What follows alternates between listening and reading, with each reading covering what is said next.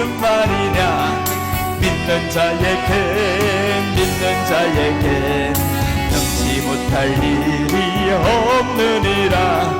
믿음은 만사를 변화시킨다. 어리석은 변명은 버려라.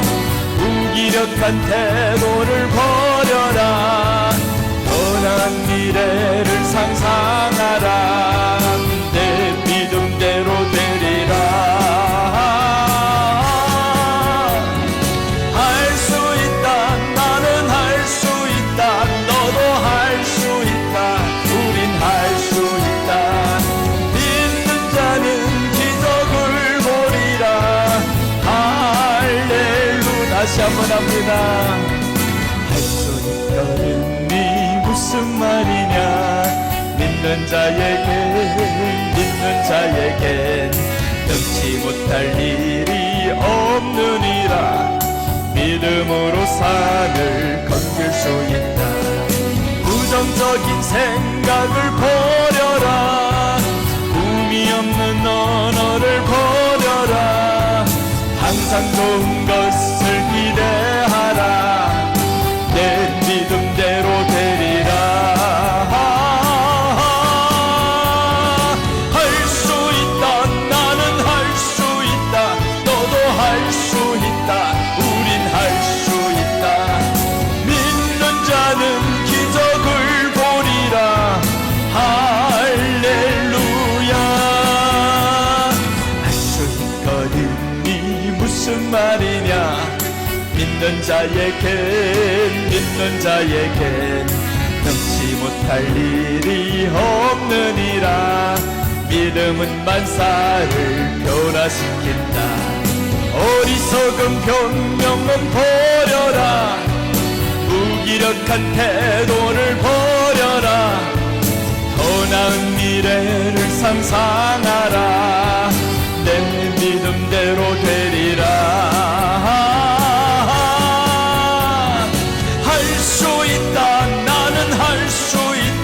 너도 할 수 있다. 우린 할 수 있다.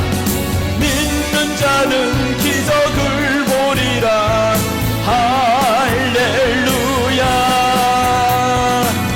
할렐루야. 할 수 있습니다. 여러분, 우리는 안 돼도 안 된다 소리 할 필요가 없어요. 일을 이루어 가시는 분은 하나님이시기 때문에 그렇습니다. 우리가 안 되는 것은 육신의 생각에 그 문제가 안 되는 것이지, 영적으로 보면 주님이 이미 되게 만들었어요. 그래서 기적의 시작은 우리 생각을 바꾸는 것이 출발입니다. 일을 만들고 만사를 바꾸고 하는 게 아닙니다. 기적의 시작은 우리 생각이 바뀌는 거예요. 생각이 바뀌어서 우리 안에 늘 감사가 있고요. 어떤 일을 보았을 때도 나쁜 건데도 분명히 좋은 것이라 말할 수 있고요. 이런 게 진짜 기적인 거죠. 그래서 기적은 밖에서 일어나는 것이 아니고 내 마음에서 시작이 되는 겁니다. 하나님 그래서 천지를 창조하실 때 말씀으로 하셨잖아요. 말씀으로 창조하신 이유가 있어요. 말씀이 여러분 어디서 나옵니까? 하나님은 말씀이라고 했는데 이 말씀은요, 생각에서 말이 나오는 겁니다. 우리 생각에서 말이 나오는데 성경이니까 말씀이니라 했지, 우리가 말한 거면 말씀이라 하겠어요? 누구의 말이니라 그러죠. 누구의 말이니라. 그런데 하나님의 말씀이니까 말씀이라고 하는 거예요. 만약에 그냥 우리가 친한 사이끼리면 말을 했네 말했네 그러잖아요. 그러니까 하나님이 말을 한 겁니다. 말을 해서 이 모든 것이 이루어진 겁니다.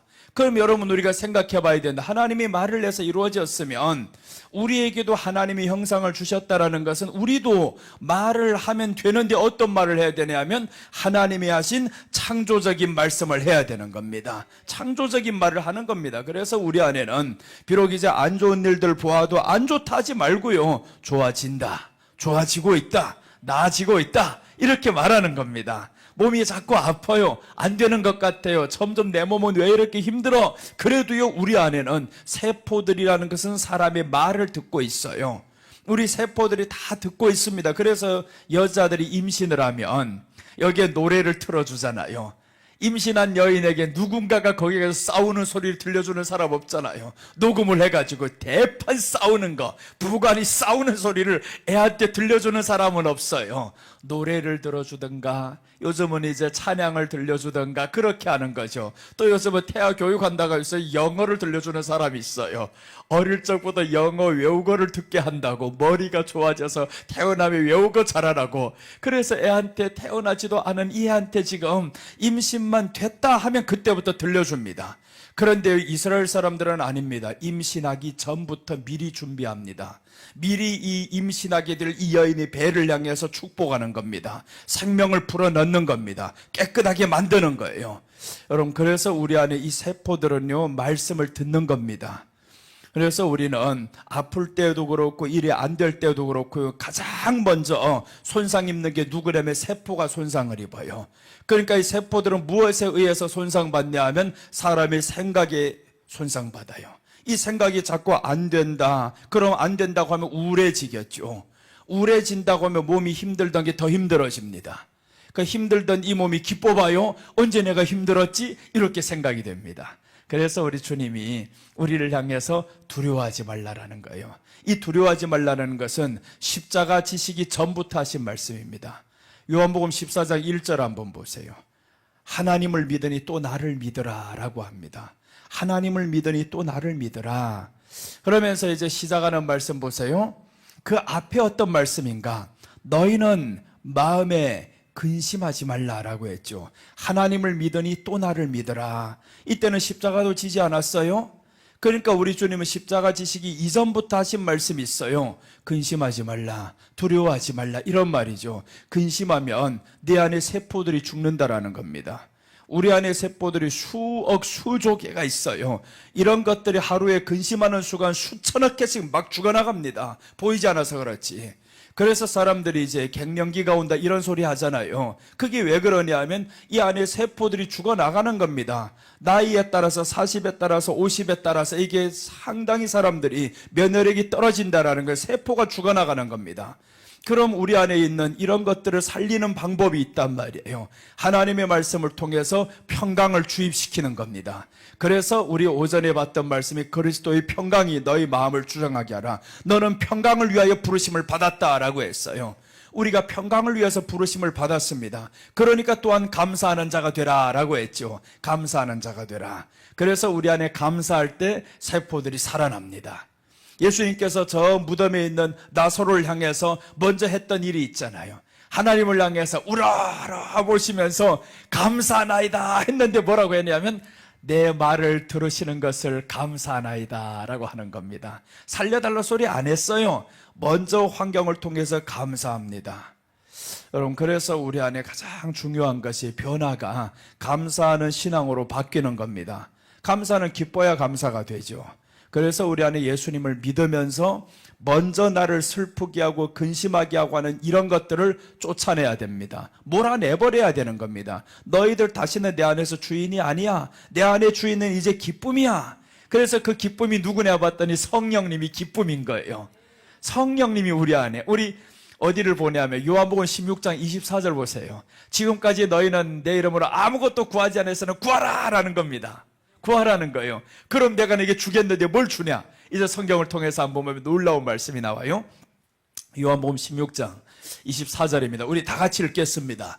지금까지는 너희가 내 이름으로 아무것도 구하지 아니하였으나 구하라. 그리하면 받으리니 너희 기쁨이 충만하리라. 자 보세요. 우리가 구해야 될 것이 무엇이냐 하면 지금까지 내 이름으로 구하지 아니했다라는 것은 주님의 이름으로 구하라 소리 안 했다라는 겁니다. 그런데 이제부터 너희가 내 이름으로 구해라는 이 말이죠. 구해라. 왜 구해야 되냐면 예수님이 죽어요. 이제 예수님이 죽고 그 예수님의 이름으로 이제 구하는 첫 번째가 무엇이냐면 기쁨을 구해라는 겁니다. 그래서 그 기쁨이 누구냐? 성령님입니다. 성령님이 우리에게 임한다라는 것은 기쁨이 충만하게 되는 겁니다. 그래서 우리가 기뻐하는 것은 성령의 충만함인 거예요. 여러분, 그래서 우리가 우울한 생각이 있죠. 근심이 있죠. 안 되는 것 때문에 자꾸 마음이 지치죠. 그럴 때마다 해야 될 것이 있어요. 내 안에 있는 우울한 생각을 쫓아내버립니다. 쫓아내버리고 우리 주님이 주신 이 기쁨을 회복하는 겁니다. 지금까지 구하지 않았다고 해서 이제 구하면 됩니다. 내 이름으로 구하라. 기쁨을 구하라. 이 말이죠. 그래서 기쁨을 구하면 이 안에 기쁨이 충만해지면 몸이 건강해집니다. 몸이 건강의 비결 다른 게 없습니다. 웃어야 됩니다. 기뻐해야 됩니다.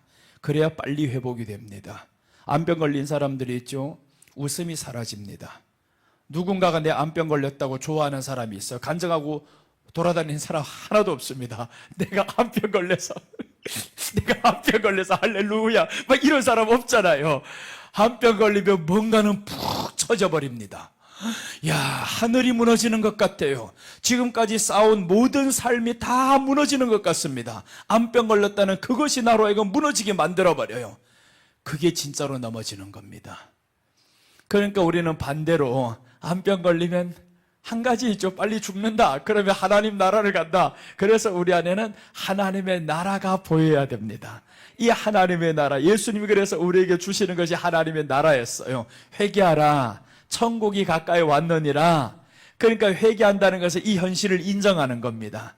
우리 지금 오전에 보았던 말씀, 대머리 증세는 수치, 모욕, 불행, 이 현실을 인정하는 겁니다. 이거 아무도 해결할 수 없어요. 나 진짜 수치를 많이 당했어요. 모욕을 당해서 불행한 사람이에요. 인정합니다. 그런데 인정만 하고 가만히 있으면 안 되잖아요. 그게 인정이 되는 사람은요, 해결자를 찾게 되어 있어요. 그 해결자는 누구냐? 예수님밖에 없다라는 겁니다. 그래서 예수님 만나기 전에 모습은 이런 모습이었어요. 수치, 모욕, 불행. 그럼 우리가 아직도 불행합니까? 이 사람은 회개해야 됩니다. 그 불행 때문에 회개해야 되는 겁니다. 불행은 언제 끝나냐 하면 예수님 만나기 전의 모습이니까 예수님 안에 들어와서 예수님을 발견하려고 해야지.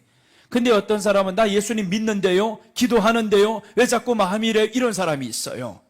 그 사람은 기도하는 게 아닙니다. 자기가 주인 된 사람이에요. 우리가 예수님 믿는 것은 주인 바꾸는 겁니다. 내가 주인 된 삶에서 이제는 예수님을 주인으로 바꾸는 겁니다. 그럼 환경이 안 될 때도 내가 주인이 아니잖아요. 주인이야말로 이 환경 때문에 어떻게 하고 고민하고 할 수 있는 권한이 있습니다. 내가 주인이 아닌데 왜 자꾸 내가 주인 행세를 하냐고요. 그러니까 이 문제가 해결이 안 되는 겁니다. 우리는 주인 바꾸는 겁니다. 그래서 우리가 예수님을 다른 말로 어떻게 고백합니까? 기도할 때 주여, 주여, 주여 하죠. 주여라니 뭐예요? 나는 종이요 이 말이잖아요. 주님이 주인이라고 하면 나는 종입니다. 그럼 이제 주인이 바뀌었어요. 주인이 바뀌었으니까 성경에서 뭐라고 말씀하냐면 너희는 아무것도 염려하지 말고 내게 구하라는 겁니다. 왜 그러냐면 너는 이제 염려할 수 있는 신분이 아니야. 너는 종이니까 네 염려는 내 것이야. 그래서 우리 주님이 내게 맡겨라는 겁니다. 내게 맡겨라. 근데 맡겨지지 않는 이유는 내가 주인인 거예요. 자꾸 바뀌지 않아요. 이게 내 문제지 어떻게 당신 문제요? 주님이 보여야 문제지 보이지 않는단 말. 그러니까 자기가 자꾸 주인 노릇하는 겁니다. 그래서 믿음이라는 것은 주인을 바꾸는 겁니다. 예수님을 믿는 것이 그것을 의로 여기는 겁니다. 아브라함이 창세기 15장 6절에 보면요, 아들 낳을 수 있는 환경은 아닙니다. 하나님이 아브라함 보고 이렇게 말씀해요. 아브라함아, 저 밖에 나와라. 밤인데요, 나오라. 밖에 데리고 나왔어요. 아브라함을 통해서 머리 쳐들어봐라. 뭐가 보이냐? 별이 보이는데요. 몇 개나 보이냐? 셀 수 없이 보여요. 그렇게 말을 해요. 그랬더니 하나님이 아브라함에게 말씀합니다. 네 자손이 하늘의 별과 같이 될 것이다. 이렇게 말을 했는데 아브라함이 뭐라고 나오냐면 15장 6절 보면 아브라함이 여호와를 믿으니라고 나와요. 그 말씀이 믿어졌다라는 겁니다. 자 보세요.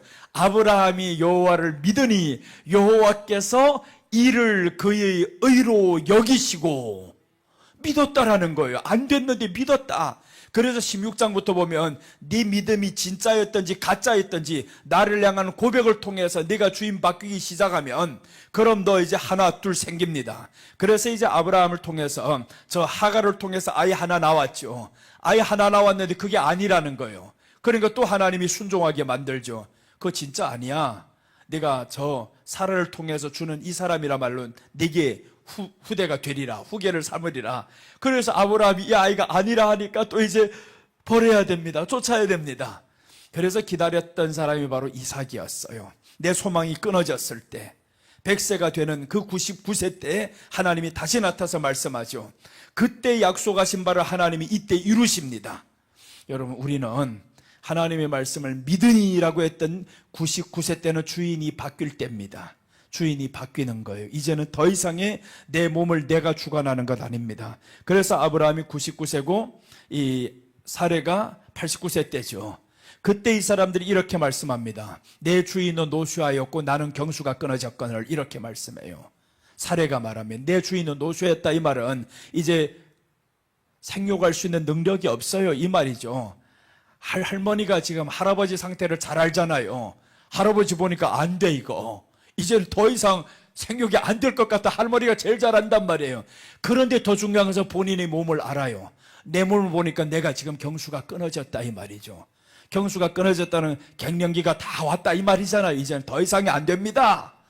이것을 현실을 인정했어요. 그럼 인정하면 이제는 누구만 의지해야 되냐면 그 말씀하신 그를 믿고 가는 겁니다. 이제는 내 몸을 믿는 게 아니에요.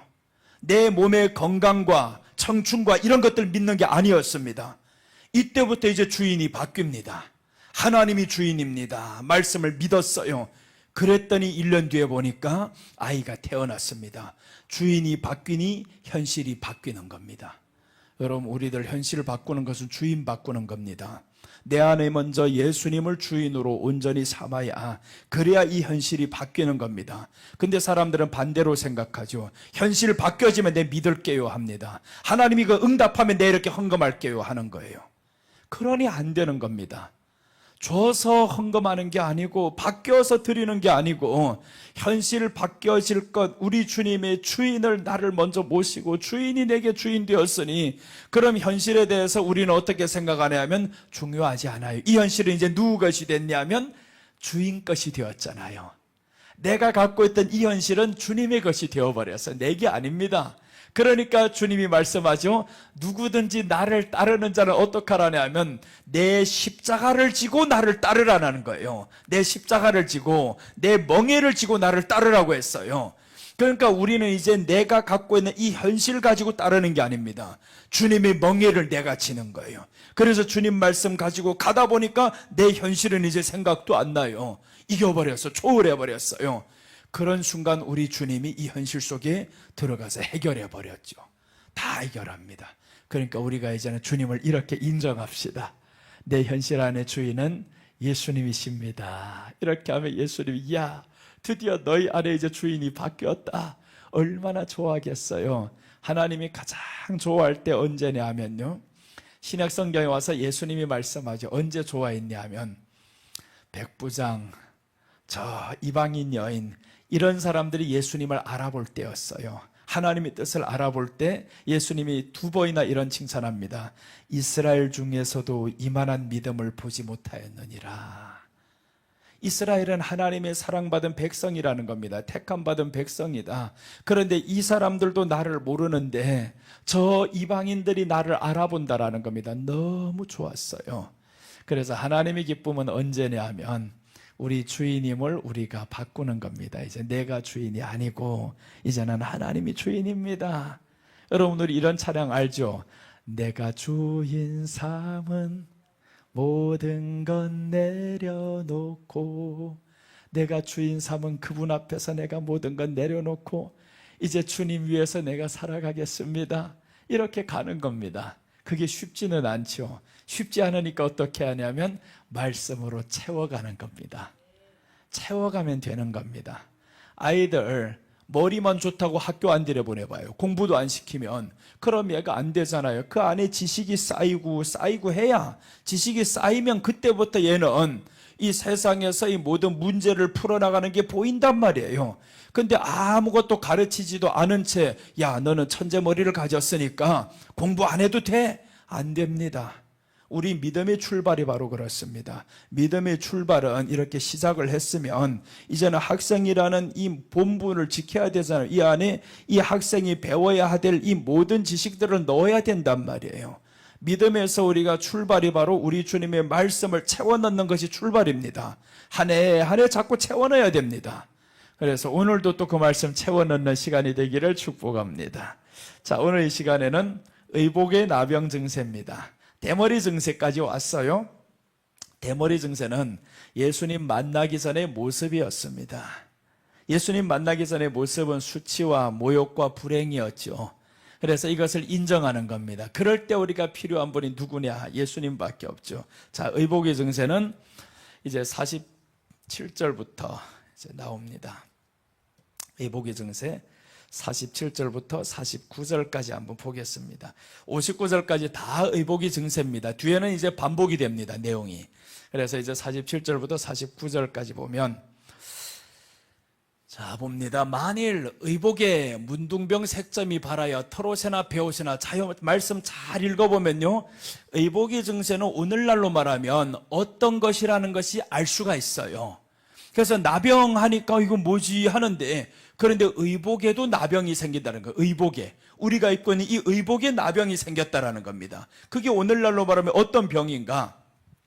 자, 봅니다.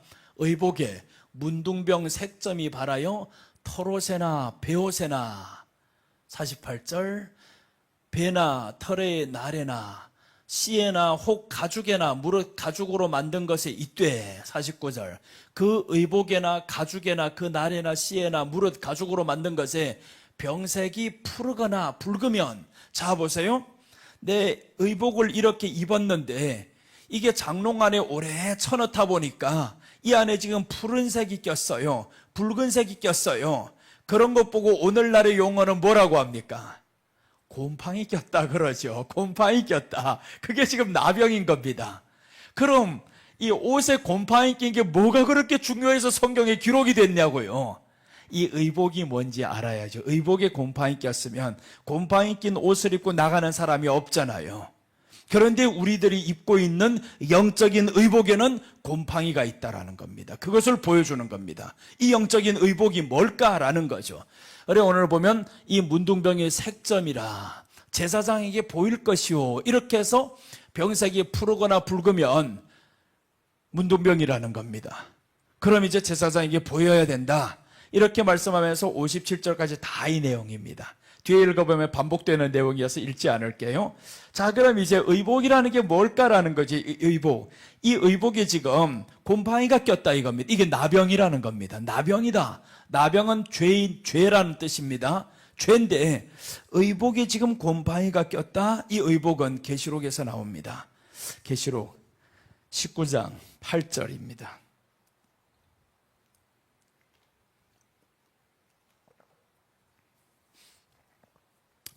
19장 8절 한번 보겠습니다. 다 같이 읽습니다. 그에게 허락하사 빛나고 깨끗한 세마포를 입게 하셨은즉 이 세마포는 성도들의 옳은 행실이로다.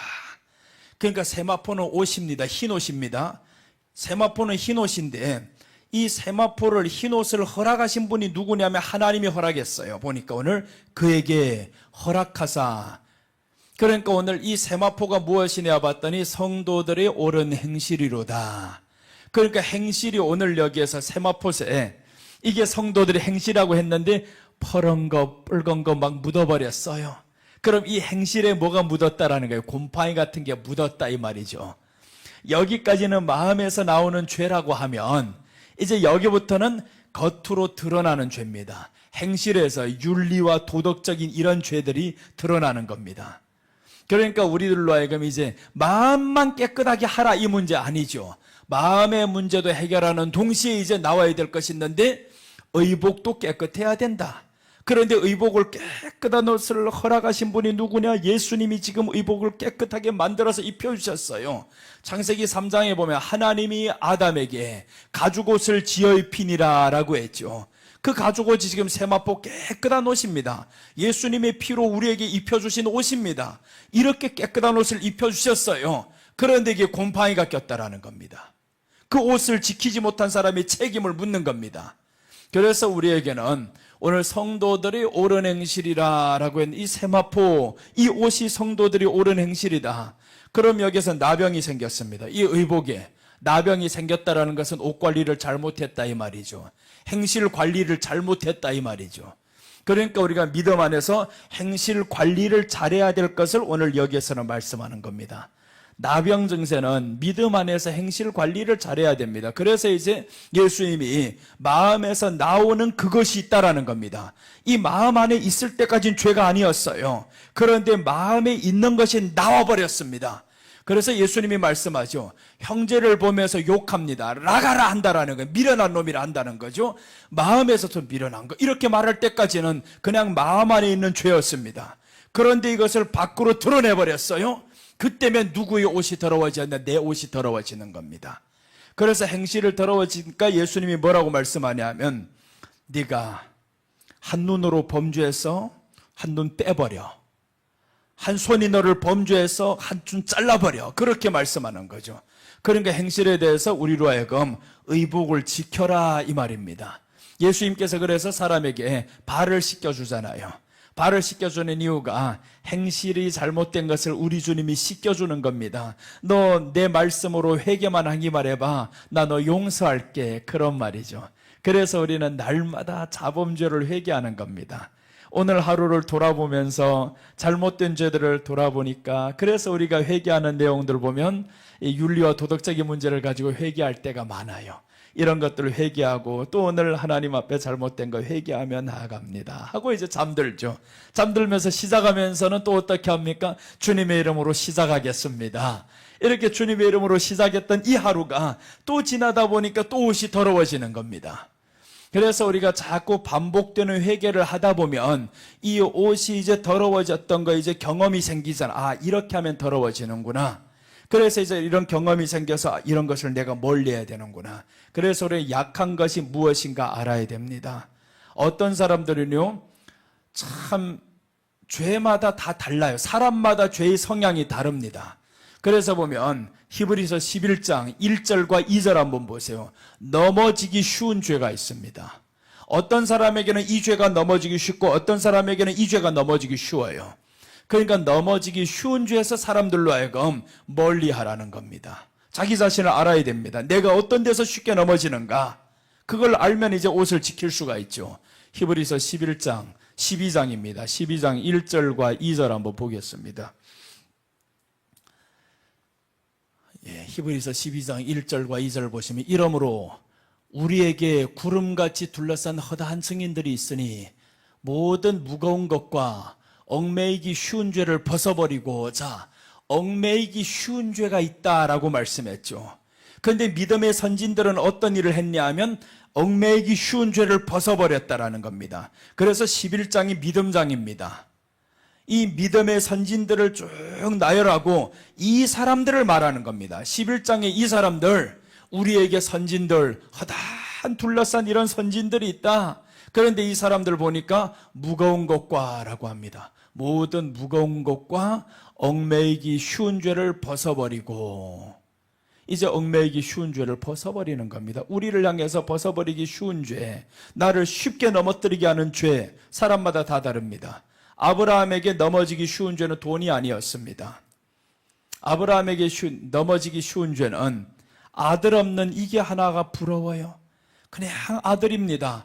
돈은 이 사람이 욕심이 없는 사람입니다. 창세기 13장을 한번 보죠. 돈에 대한 욕심이 있는가? 조카 롯하고 엄청난 많은 재물이 있고 이제 거부가 되었습니다. 양이 많고. 그런데 조카 롯 보고 말하면 네가 먼저 선택해라.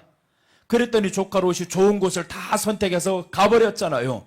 돈에 대한 욕심은 없습니다. 14장에서 어마어마한 재물을 다 빼앗아가지고 옵니다.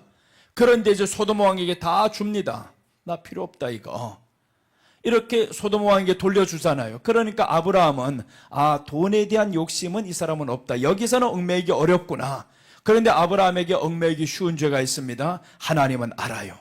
너 자식이 얽매이기 쉬운 죄다. 어떤 사람은 유독요 자식에게 우상이 되는 사람이 있어요. 엄청나게 손주하고 자식 막 이것 말하면 그 자식만 생각하면 기쁨이 넘치고 이렇게 쉽게 넘어지는 사람들. 어떤 사람은 자식 아닙니다. 그냥 글대로 크지 뭐 맡기지 이렇게 해가지고 그냥 사랑 안 하는 건 아닙니다. 사랑은 하는데 이렇게 우상은 안 돼요. 근데 아브라함은 자기 자식에게 유독 우상이 됩니다. 그런데 아브라함에게서는 돈은 아니죠. 그런데 이제 훗날에 가보면 다른 사람이 나오죠. 그 다음에 이제 또 하나 볼게요. 누가 얽매이기 쉬운지. 사울 같은 사람은 그런 것도 아니었어요. 물질에도 이 사람은 약한 사람이고. 자 보세요. 사울이 이제 왕이 됩니다. 하나님이 사울을 명합니다. 사울, 너 내가 싫어하는 백성 누군지 알지? 가서 죽여버려라. 그게 아말렉입니다. 아말렉은 하나님의 원수예요. 그래서 아말렉 백성을 사람부터 시작해가지고 짐승까지 다 죽여야 됩니다. 그런데 사울이 뭘 남기냐 하면 좋은 것들만 남겼어요. 사람은 다 죽였고 사람에 대한 욕심 없어요. 하나만 남겼죠. 왕을 남겼습니다. 그리고 거기에서 있는 좋은 짐승들만, 보기 좋은 것, 이런 것들만 남겨버렸어요. 그리고 나아가서 이 사람이 어떻게 말하냐 하면 사람들 앞에서 내 체면 구기지 말게 해달라는 겁니다. 그러니까 사울은 두 가지가 약하죠. 물질에도 약한 사람이고 다른 하나는 자존심에도 약한 사람. 그러니까 사울이 다윗이 전쟁터에서 가서 이제 돌아오는데 보세요. 이제 훗날에 있을 일이죠. 다윗이 전쟁을 하고 참 블레셋 사람을 이기고 돌아온단 말이에요. 골리앗을 이기고 돌아왔는데 그때 사람들이 말합니다. 다윗은 만만이요 사울은 천천히요 라고 했더니 그 말이 이 사울에게는 가슴에 찔려버렸어요. 다윗 이제 한 가지도 할 것밖에 없네. 내 자리 빼앗을 것밖에 없네. 그때부터 다윗을 죽이려고 합니다. 그 말 한마디가, 나보다 더 칭찬 한번 받았다는 그 말 한마디가 그렇게 듣기 싫더냐고요. 오늘날 애들이 그런 애들 많아요. 제가 더 이뻐. 그럼 어떤 애들 보세요. 그 더 이쁘다라는 소리에 어떤 마음을 가지고 오냐면 내가 제 얼굴 파괴시킬 거야. 이런 애들이 있어요. 그래서 그런 영화나 드라마들이 많이 나오죠. 그게 현실입니다. 현실을 그렇게 파괴시켜버려요. 그 말 하나가 뭐가 그렇게 중요해서. 그러니까 사람들에게 있어서 자존심을 건드리면 못 견디는 사람이 있습니다. 어떤 사람은 자존심 아무것도 아니고 이렇게 버리는 사람들이 있어요. 또 자존심 따위야 뭐 괜찮지 하고 지나가는데, 여러분은 우리가 어떤 면에 약한지 우리를 봐야 됩니다. 내가 어디에서 쉽게 넘어지는지, 내 자존심 건드렸을 때 내가 그렇게 오랫동안 아파하고 있는지. 어떤 사람은 이게 아닐 수가 있어요. 물질이 조금만 손해가 나면 그것 때문에 몇 날 며칠을 앓는 사람이 있습니다. 그러니까 내가 약한 것이 어딘지 내 스스로 발견해야 됩니다. 발견하고 넘어지기 쉬운 죄, 얽매이기 쉬운 죄, 이런 것들에게서 이제는 벗어버려야죠. 자, 그래서 여기서 이제 얽매이기 쉬운 죄를 벗어버리고 그 다음에 이제 해야 될 것이 있잖아요. 인내로서 우리 앞에 당한 경주를 경주하며, 우리 앞에 당한 경주가 있다라는 겁니다.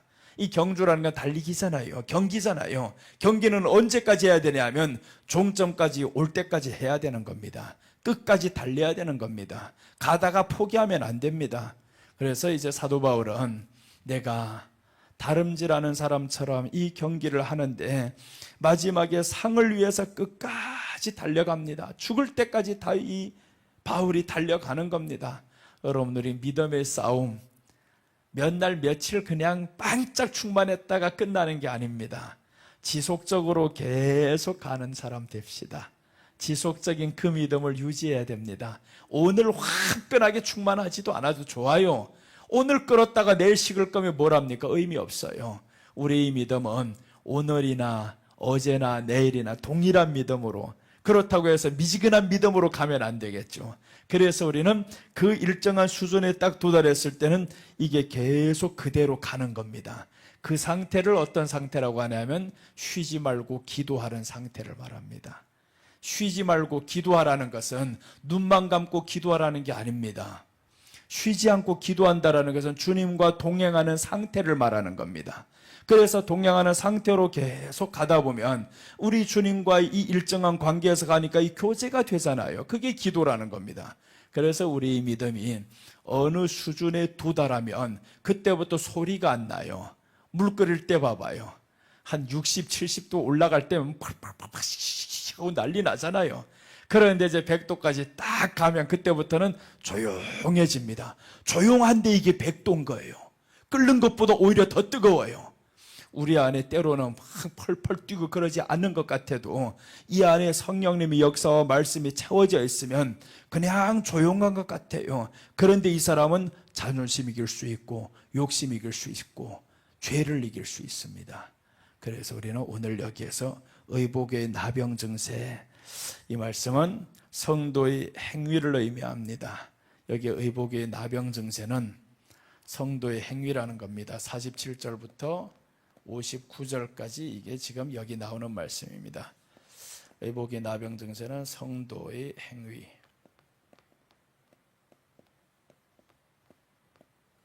이 행위에서 나오는 죄를 말하죠. 이런 죄가 나오면 참 보기 그렇잖아요. 내가 흰 옷을 입었는데 여기에 뻘겋고 퍼렇고 이런 곰팡이 난 옷들을 이런 데 가득 난 것들 오면 입고 나오면 얼마나 보기 싫겠어요. 그래서 세마포라는 겁니다. 우리 옷이 흰 옷이다. 이 세마포에 퍼런 거 뻘건 거 막 묻어 있으면 바로 보이잖아요. 그래서 그게 보이자면 나병이라는 것을 알고 제사장에게 가는 겁니다. 제사장에 가면 이 제사장이 보니까 나병 맞아 한단 말이에요. 그러니까 우리들의 이 행실을 이제 주님 앞에 보이는 겁니다. 자, 이제 보시면 이 행실을 빨아라고 합니다. 계시록 22장 14절 한번 보겠습니다.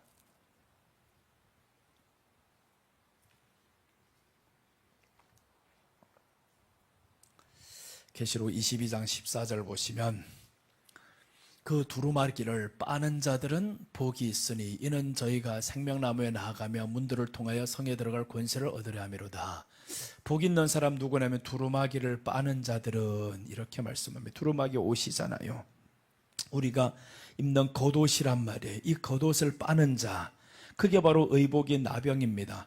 이 의복에 지금 다 병이 들었어요. 곰팡이가 꼈어요. 이것을 빨아야지. 그러니까 이런 사람들이 복이 있다라는 겁니다. 의복을 빠는 사람들, 행실을 빠는 사람들이죠. 행실을 깨끗하게 하려고 의복을 빤다라는 겁니다. 그런데 사람들이 자기 행실이 더러운지 나쁜지 모르고 있으면 그냥 더러운데도 그대로 둡니다. 그 더러운 것은요, 나병이 그래서 세 가지 증상이 있다 그랬죠. 감추어져 3년, 내가 알고 3년, 남이 알고 3년 이렇게 된다라는 겁니다. 나병이 특징입니다. 감추어집니다. 내 죄가 내 안에서 3년 동안 감추어져 있어요. 그럼 이 죄가 감추어진 죄는 아무도 모릅니다. 아무도 모르니까 그때는 거울이 필요한 거죠. 말씀이 필요한 거죠. 그래서 말씀 앞에 그 물두멍에 가서 자신을 보는데 여기 안에 죄가 보이는 겁니다. 말씀이 찌르는 거예요.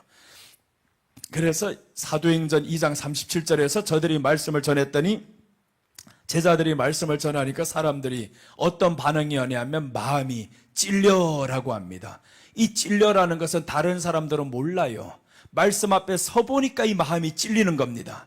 그래서 우리 안에는 감추어진 죄가 3년이다라는 거죠. 남들은 모를 죄가 있어요. 사람들에게.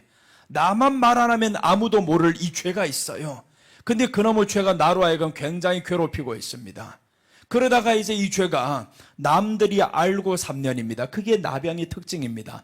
이제 이렇게 감추어졌던 죄는 드러납니다.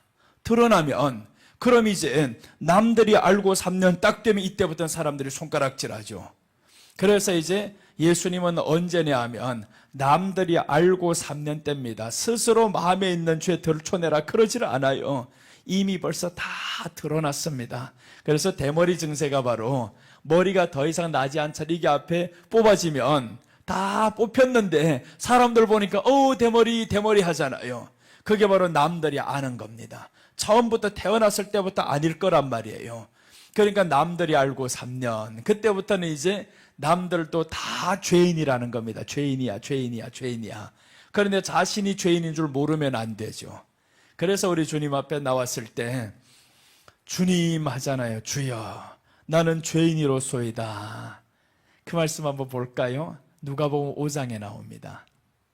5장 6절 한번 봅니다. 누가복음 5장에서 이제 우리 주님의 기적을 경험합니다. 베드로가 우리 고기를 많이 잡고 이제 기적을 경험하죠. 5장 6절부터 한번 보면 이렇게 말씀을 해요. 6절부터 8절까지 우리 한번 읽습니다. 그러한즉 고기를 애운 것이 심히 많아 그물이 찢어지는지라 이에 다른 배에 있는 동물을 손짓하여 와서 도와달라 하니 저희가 와서 2배 채움에 잠기게 되었더라. 자, 여기까지 보면 고기에 이 배에 고기가 가득히 많아서 이게 지금 잠기게 됩니다. 너무 많이 잡았어요. 이 기적을 경험했습니다. 그런데 기적을 경험한 것하고 뒤에 나오는 반응을 보세요. 어떻게 되는가? 그 하나님의 전능하심을 보았을 때 사람들이 나오는 첫 번째 고백입니다. 그 첫 번째 고백이 5장 8절입니다. 여기서 보세요. 시몬 베드로가 이를 보고 예수의 무릎 앞에 엎드려 가로되 주여 나를 떠나소서 나는 죄인이로소이다. 신기하잖아요. 하나님 앞에 기적을 봤으면 정상적인 반응은 어떻게 해야 되냐면 우와 고마워요 감사해요 이렇게 나와야 되는데, 그런데 아닙니다. 하나님의 전능하심을 보았을 때 사람에게 나오는 반응이 나를 떠나소서예요. 나는 죄인입니다. 죄인인 것을 발견합니다.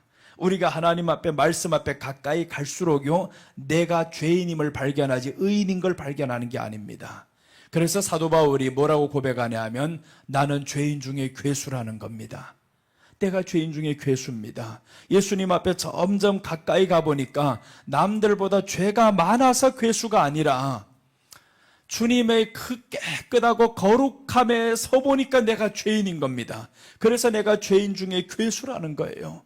오늘 여기서 베드로가 보세요. 이 엄청난 기적을 체험했잖아요. 밤이 새도록 고기를 잡았는데 하나도 잡지 못하던 이 사람에게 배 2배 가득히 채웠습니다. 얼마나 놀라고 고맙고 정말 놀라고 기뻐해야 될 이 사건인데, 그런데 기쁨보다는 먼저는 나를 떠나라는 거예요. 나는 죄인입니다. 이렇게 말하는 거예요. 싫어서 떠나라는 게 아니죠. 나는 죄인이니까 당신 앞에 있을 수 없는 이런 사람입니다라는 거죠. 나와 당신이 이렇게 같이 서 수 있는 존재가 아닙니다. 당신은 거룩하신 분이요 전능하신 분이요.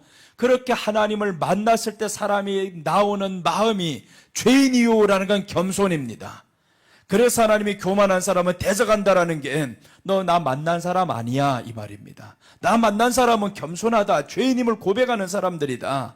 그래서 주님의 성품이라는 것이 나를 믿는 자는 온유하고 겸손하고 이런 말들을 하죠. 내가 바로 이런 사람이다. 그러니까 너희가 나 만났으면 이제 겸손해지는 거다. 왜 겸손하게 해서? 죄인이니까. 이 죄인은 할 수 있는 게 없습니다. 우리 여기 대머리 때 할 수 있는 게 뭐가 있었어요? 할 수 있는 게 없습니다. 그냥 하나님의 은혜로 예수님께서 이 수치와 모욕과 불행을 한 방에 다 안고 가셨단 말이에요. 그러니까 주님과 가까이 갔을 때는 내 수치를 생각하니까 주님이 다 안고 갔어요. 그러니 얼마나 내가 감사하고 이 마음에 나는 죄인입니다, 이 고백밖에 나올 게 없잖아요. 나 같은 이런 죄인이 죄를 주님이 다 가지고 가셨네요. 그러니까 죄인입니다 고백하는 사람은 우리에게 나타나는 게 있죠. 감사가 있습니다. 그래서 기뻐하라는 겁니다. 내게 있는 이 죄를 주님이 다 가지고 갔었고, 죄라고 하니까 실감이 안 나죠. 그런데 여기를 딱 보면, 구약을 통해서 보면 수치와 모욕과 불행과 이런 것들을 다 가지고 갔다는 거예요. 제사장이 가지고 갑니다. 그러니 그분 앞에 섰을 때 내가 얼마나 이 죄가 많아서 이분을 이렇게 처참하게 죽였어야만 했을까?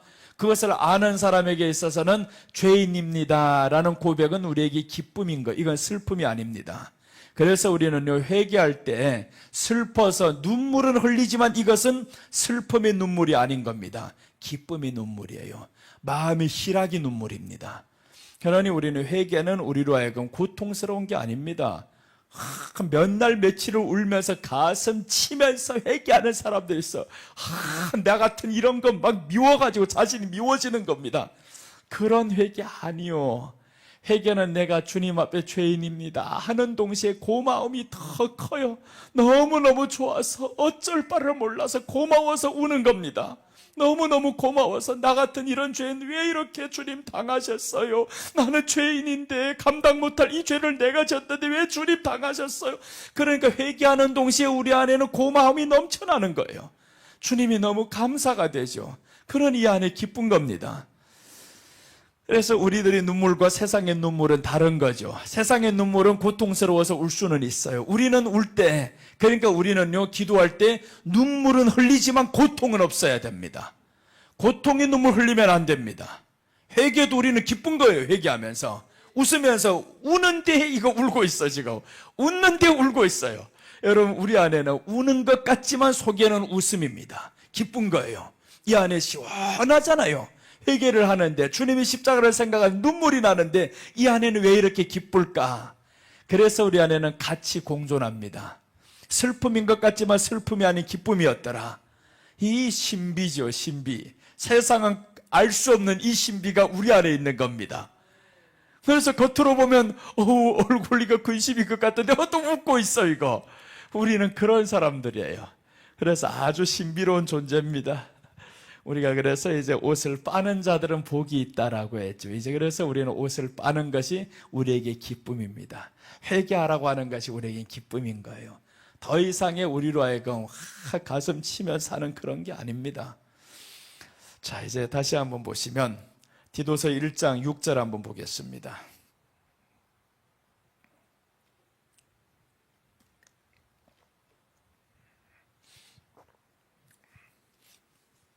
디도서 1장 6절을 보시면 이렇게 말씀합니다.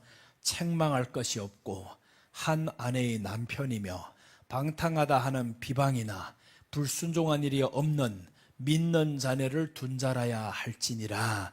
이제 직분자들을 말하는 겁니다. 이제 직분자들에 대해서 우리 주님이 조건을 걸어뒀어요. 이런 사람이어야 직분을 감당할 수 있다. 자격이 된다 이 말입니다. 그래서 이제 말씀을 책망할 것이 없어야 된다. 교회 안에서 집사나 장로나 권사를 세우는데 책망할 게 가득해요. 그런 사람 어떻게 세우냐고요. 세웠다가도 잘라버려야 되지. 그런데 한 번 세우면 영구직이 되어버렸어요. 본 자기들 한 번 세우면 영구직입니다. 이거 자르면 안 되는 줄로 알고 있어요. 잘려야 되는 겁니다. 책망할 것이 없을 때 세웠는데 책망할 것이 또 많아졌어요. 그럼 잘라야 됩니다. 그런데 못 자른단 말이에요. 자르면 어떡할까봐, 떠날까봐. 잘라야 되는데 오늘 그래야 이 사람이 어디를 가서든지 항상 책망할 것이 없는 행동을 하려고 깨어있을 거 아닙니까? 깨어있게 책망할 것이 너무 많으면 안 됩니다. 우리 주님은 우리 모든 죄를 다 용서했지만 그러나 교회 안에서 그 용서함 받은 이 사람에게 책망할 것이 너무 많아 봐요. 되는가? 그래서 오늘 책망할 것이 없고부터 시작합니다. 책망할 것이 없어야 된다. 책망할 것이 없고 그 다음에 보시면 한 아내의 남편이며 라고 했죠. 방탕하다 하는 비방이나 불순종한 일이 없는 믿는 자녀를 둔 자라야 할지니라. 그러니까 자녀들까지 다 보는 겁니다. 자녀가 방탕하는 자녀가 있어도 안 된다 이 말이에요. 그 방탕은 어디에서 나온 겁니까? 부모가 관리를 못했다 이 말이죠. 부모의 행실에서 나온 것이다 이렇게 본 겁니다. 엘리 자녀들 보면 방탕한 사람이었습니다. 이 사무엘 그 시대에 있어서 엘리 자녀들이 제사장입니다. 제사장인데 방탕했어요. 성전 안에서 하나님께서 그 많은 것들 이것들이 막 하기 시작합니다. 그런데 왜 그랬나 봤더니 엘리가 하나님의 말씀에 대해서 아주 무식한 사람입니다. 무지한 사람이에요. 하나님의 말씀이 엘리 시대는 희귀하였더라 나옵니다. 그러니까 자기 자식들이 잘못 나가는데 엘리가 이렇게 말씀하는 거예요. 너희들이 소문이 내게 좋지 아니하다 이렇게 말합니다. 소문이 좋지 않아도 이게 문제냐고요? 소문이 안 좋으면 제사장에서 박탈하든가 이놈만 막 패든가 그래야 되는데 그러질 않아요. 들리는 소문이 좋지 아니하다. 그러니까 계속 그대로 합니다. 계속 그대로 해요. 아이들도요 정말 말씀 안에서 부모들이 하나님 말씀 안에서 사는 것을 보여주면 똑같이 갑니다. 똑같이 그 안에 갈 수밖에 없어요. 그런데 말씀에 살지 않고 얘가 우상이 되어버렸어요. 너밖에 없어 너밖에 없어 너밖에 없어 이러면 그럼 그때부터 빗나갑니다. 잘 나갈 것 같은데 빗나가 버려요. 오히려 우리 안에 우상이 사람이 아니라 하나님만이 내게 최고의 사랑입니다. 이것을 가지고 너도 하나님만 사랑이야 이렇게 행복해 잘 살 수 있고 지혜를 받고 좋은 사람 만날 수 있고 이렇게 이제 교육이 들어가야 되는데 그런데 그걸 안 하고 보면 자기만 그냥 우싸우싸 가지고 살다 보니까 그러니까 얘가 잘 될 수가 있어요? 안 되죠. 그러니까 방탕하는 자식들을 만드는 겁니다. 비방이나 불순종한 일이 없는 믿는 자녀를 둔 자라야 할지라. 그래서 디모데를 보면 그렇잖아요. 디모데를 통해서 이 바울이 말씀합니다. 너의 믿음은 3대째 내려온 것이야. 너 외할머니 로이스부터 외조모부터 나오는 거죠. 이렇게 해서 내 어머니 유니게 속에 있는 그 믿음이 내게 있는 줄을 아노라 라고 합니다. 그러니까 외할머니로부터 있던 이 믿음이 지금 어머니에게 내려갔었고 어머니에게 있던 이 믿음이 또 아들에게 내려왔었고 그게 디모데 전후서예요. 디모데 전후서에서 이 디모데가 어릴 때부터 하나님의 말씀을 배웠다라고 합니다. 그러니까 어릴 때부터 그렇게 말씀을 배웠으면 빗나가지 않아요. 우리 한번 볼까요? 디모데후서 3장 14절 한번 봅니다. 14절 15절 보시면 디모데를 향해서 하시는 말씀이죠.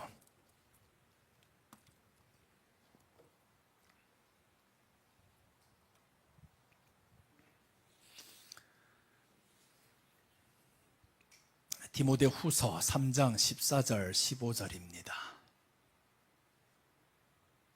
자, 보세요. 그러나 너는 배우고 확신한 일에 거하라. 네가 뉘게서 배운 것을 알며라고 합니다. 뉘게서 배운 것을 알며라고 했죠. 15절을 보시면 또 네가 어려서부터 성경을 알았나니, 성경은 능히 너로 하여금 그리스도 안에 있는 믿음으로 말미암아 구원에 이르게 하는 지혜가 있게 하느니라. 그러니까 네가 어려서부터 성경을 배웠어. 네 믿음이 어디에서부터 나왔어. 이렇게 사도 바울이 말하는 겁니다. 그런데 알고 보니까 그 믿음이 어디에서 왔냐? 그 할머니부터 왔어요. 할머니부터 어머니에게 내려오고, 어머니로부터 아들에게 내려오고, 이 믿음이 계속 내려간 겁니다. 그러니까 그 믿음은 뭐겠어요? 이제 15절에서 하는 말씀이죠. 성경 능히 너로 하여금 그리스도 안에 있는 믿음으로 말미암아 구원에 이르는 지혜가 있게 하느니라. 그래서 성경을 어려서부터 배웠다라는 겁니다. 성경을. 그런데 엘리는 자기 자식들에게 성경을 안 가르쳤어요. 그러니까 방종하죠. 방탕하죠. 순종 안 하죠. 성경을 가르쳐야 되는데, 오늘날의 아이들요, 어릴 때부터 성경 배운 아이들 계속 배워야 됩니다. 배워야 되는데 12살 딱 지나가면서 게임에 빠지면 안 배워요, 애들이. 그럼 그때부터 방탕합니다. 방종해요. 순종 안 해요, 이제. 계속 성경을 배워야 돼. 새로운 이 엄청난 것을 발견했단 말이에요. 그러니까 애들 보세요. 게임하면 하나 둘 계속 바뀝니다. 요것만 하면 안 할 줄 알았죠. 또 새로운 거 발견해요. 여러분, 이 안에 빠지는 것 보면서 우리가 뭘 발견해야 되는 겁니다. 아, 애들이 새로운 것 하나씩 발견하면 이렇게 빠지는구나. 그러니까 성경도 우리 안에서 발견되려 함이라 했잖아요. 발견해야 빠지죠. 성경 읽는데 계속 똑같은 말씀하고 있으면 발견이 안 되면 빠지지 않아요.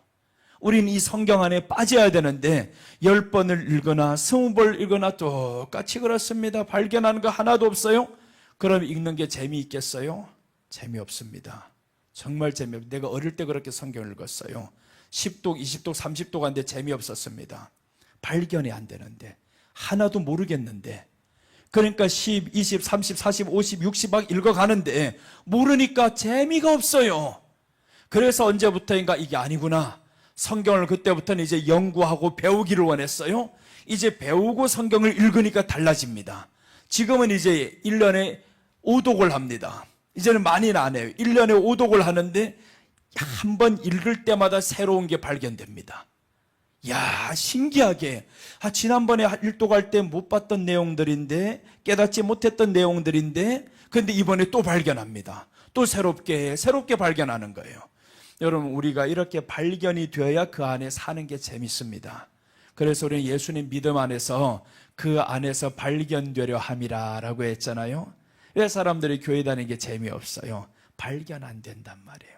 그냥 어제나 10년 전이나 오늘이나 똑같이 20년을 지나가다 보니까 믿는 게 이제는 재미없어요. 그냥 형식적인 믿음으로만 가지고 가니까 이 안에 있는 기쁨은 사라지죠. 그래서 교회 다니는 사람들 기쁨이 없어집니다. 기쁨이 있어야 되는데, 이제 저와 여러분의 기쁨을 회복합시다. 그 안에서 발견합시다. 발견하면 기뻐집니다. 그래서 보화를 발견했을 때 사람이 얼마나 기뻐요. 가서 모든 거 다 팔아가지고 이걸 사버리잖아요. 진짜 진주 보화를 발견하면 기쁩니다. 그래서 사람들 선물하면 얼마나 기뻐한다고 했어요. 잠언에 보면 선물은 사람을 기쁘게 하는데 뇌물은 기쁘게 하는 게 아닙니다. 뇌물은 심령을 썩게 만들어요. 그래서 선물이 사람을 기쁘게 만든다. 그 선물이 이제 에베소서 2장 8절 보면 하나님이 우리에게 선물로 뭘 주셨냐면 구원이라는 선물을 주셨다라고 말씀해요. 은혜로 주신 선물이다. 근데 선물이 너무 귀한 선물이어가지고 알아 못 봐서 그래요. 자, 보시면 2장 8절. 너희가 그 은혜를 인하여 믿음으로 말미암아 구원을 얻었나니 이것이 너희에게서 난 것이 아니요 하나님의 선물이라. 그러니까 선물이 이 가치를 알아야 우리가 기뻐집니다. 선물인데 선물의 가치를 모르면 그럼 뭘 이런 거 주냐고요. 안에 게 뭔데요? 그냥 선물이 가치를 모르면 그냥 버려버립니다. 값어치 없게 버린단 말이에요. 그래서 우리가 구원이라는 이 선물을 받았어요. 이 선물을 이제 포장해서 주셨는데 포장을 뜯어야지 이제. 그 포장을 뜯어야 그 안에 뭔지 알리잖아요. 정말 좋은 물건들은요 포장 잘합니다. 포장을 잘해야 그게 참 좋아 보이지. 그래서 이제 보면 질그릇 안에는 질그릇 안에 들어갈 수 있는 음식이 있고요. 금그릇 안에는 금그릇 안에 들어갈 수 있는 음식이 있는 겁니다. 아무나 막 퍼내는 게 아닙니다. 그러니까 우리 안에는 어떤 그릇을 만들어야 되냐 하면 금그릇을 만들어야 되는 거예요. 이 금그릇을 만들고 우리 주님이 거하실 그 보배로운 선물을 이 안에다 담아야 되는 거죠. 그럼 주님이 야, 이 금그릇 같은데 너 나를 담았어? 주님도 알아보는 거죠. 너 나를 귀하게 여기는구나. 그래서 우리가 주님을 정말 귀하게 여기는 선물로 여깁시다. 이제는 선물입니다. 최고의 선물을 우리에게 줬어요. 그런데 선물의 가치를 모르니까 그냥 휴지 조각처럼 버린다는 겁니다. 누군가가 내게 수표 지금 100억짜리를 줬어요. 그런데 모르는 사람은 휴지 조각처럼 버립니다. 왜 그런 종이장을 주냐고요. 동전 100개 주는 게 낫겠다. 이거 가지고 어디다 쓰라고. 값어치를 모르면 100억이라고 해도 이 사람은 쓸 수가 없습니다. 버립니다. 그 100억의 가치를 알아야지. 모르니까 그냥 100이라고 썼으면 100억이지 그게 뭔 돈이냐고. 그게 종이지 글자지. 이렇게 생각한다는 거죠. 우리가 주님이 우리에게 주신 최고의 선물이 바로 구원이라는 엄청난 걸 줬는데 구원이라는 글자만 알고 있어요. 구원이라는 진주 같은 이것을 모르니까. 그래서 사도 바울이 그 안에서 발견되려 함이라는 겁니다. 그 안에서 발견되면 우리 행실이 어떻게 하겠어요? 의복의 행실이 이제는 성도의 행위가 바뀌는 거죠. 그 행위 바뀌는 출발이 바로 기쁨이라 했잖아요. 보석을 발견하면 기쁩니다. 그래서 이제 결혼식 할 때도 좀 있는 사람 없는 사람이 최고로 선물하면 야, 보석 반지를 하나 해줬어요. 근데 콩알 많은 거 해줬는데 와, 너무 좋아하는 콩알. 그게 뭐가 그렇게 대단하다고. 그 엄청나게 큰 거 다이아 반지처럼 이 완전히 콩알이 아니라 더 큰 거 하나 해줬어요. 이 값어치를 아는 사람은 이야, 정말 당신이 나에 대한 사랑 말로 할 수가 없구나. 그 값어치를 알면 감동인데 값어치를 모르는 사람 버리죠. 그거 줄 거면 5만 원짜리 주는 게 낫겠다. 그거 내가 저기 나가면 10,000원짜리 하나만 주면 5개 살 수 있어. 이렇게 해가지고 그 엄청난 값어치를 모르면 그냥 버립니다. 여러분, 우리가 이 구원이라는 값어치를 그렇게 버릴 때가 있다라는 거예요. 아무것도 아닌 것처럼 생각하면 그럼 우리가 기쁨이 없어요. 기쁨은 내가 가진 가치를 알아야 기쁨이 있어요. 그래서 오늘 우리가 행실, 이 의복의 나병 증세에 대해서 지금 말씀드렸는데 성도의 행위의 죄를 의미합니다. 그래서 우리는 옷을 빠는 겁니다. 그 옷을 빠는 것은 내용은 이렇습니다. 내 안에 있는 이 진주보석되는 예수님을 내가 그 값어치 최고의 선물인 예수님을 최고로 생각지 않은 것이 죄라는 겁니다. 그러니까 옷이 더러워지는 겁니다. 내 옷을 이제 다른 것으로 자꾸 포장하려고 하죠. 예수님이란 이 최고의 선물이 있는데 이 선물을 최고의 가치로 모르니까 다른 것으로 자꾸 만족하려고 하는 겁니다. 그래서 우리는 예수님을 만족해야만이 다른 게 필요 없어요. 근데 다른 것을 자꾸 요구하는 것은 예수님이란 선물을 만족 못하는 증거입니다. 그래서 우리가 주님 안에서 사도 바울이 뭐라고 하냐면 나는 빈부에 자족하는 법을 배웠노니라고 합니다. 나는 자족한다라는 겁니다. 이제는 예수님이 있으니까 부한 것도 그만이야. 가난한 것도 그만이야. 예수님 때문에 나 이제는 만족해. 이렇게 되어버렸죠. 그게 이제 발견한 사람이죠. 예수님을 발견하니까 만족이 되고 그냥 감사가 되고 그렇습니다. 그러니 기쁘죠. 그래서 우리 안에 이제 예수님을 더 알아가야 됩니다. 이제 하나 더 봅시다. 잘하는 말씀 마태복음 7장 26절 27절.